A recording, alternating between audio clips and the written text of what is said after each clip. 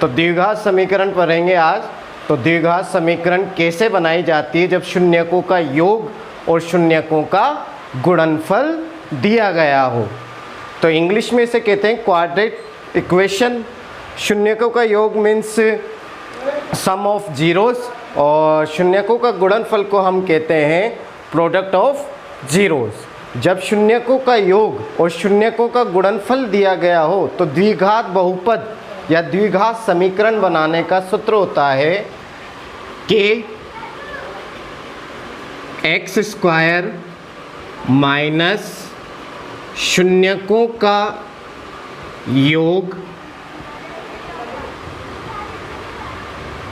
X plus शून्यकों का गुणनफल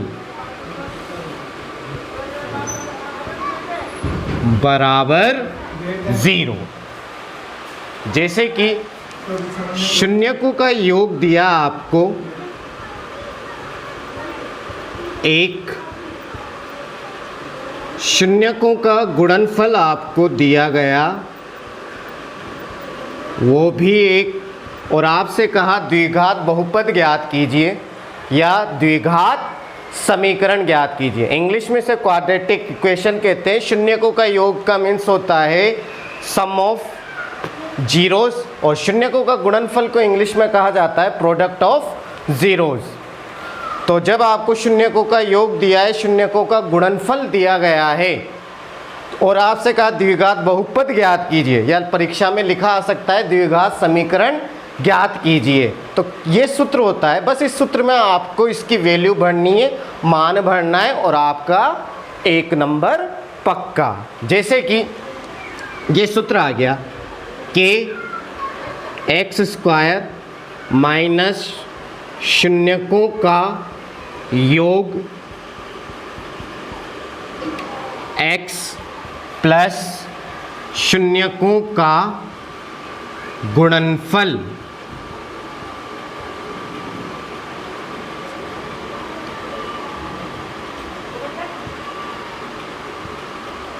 बराबर 0। तो अपन वैल्यू भर देते हैं, सिर्फ मान भरना है हमें और मान भरते ही आपका सवाल हो गया। तो एक्स स्क्वायर की जगह एक्स स्क्वायर, माइनस की जगह माइनस और शून्यकों का योग। शून्यकों का योग देखो आपको क्या दे रखा है 1, तो आपको इस जगह बस क्या लिख देना है 1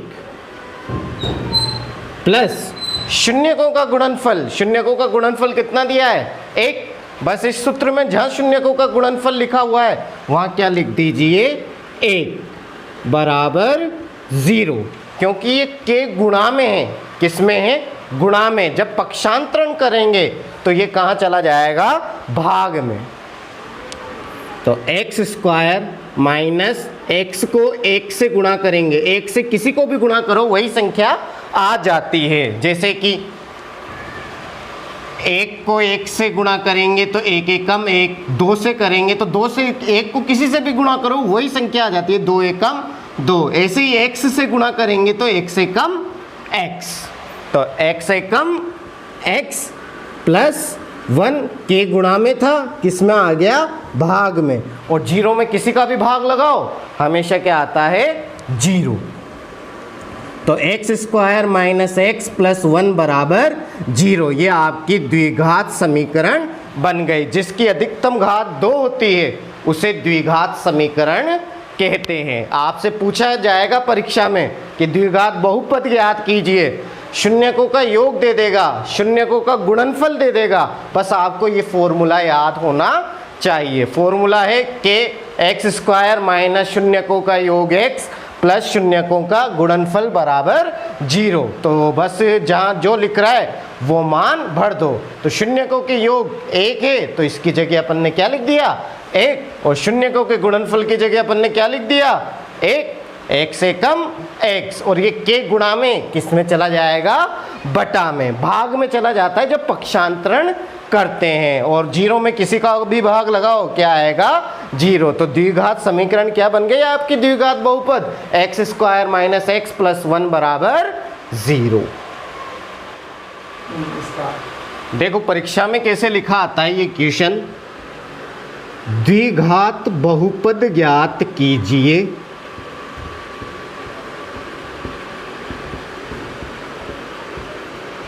यदि शून्यकों का योग 4, शून्यकों का योग व शून्यकों का गुणनफल क्रमशः 4 व 1 है।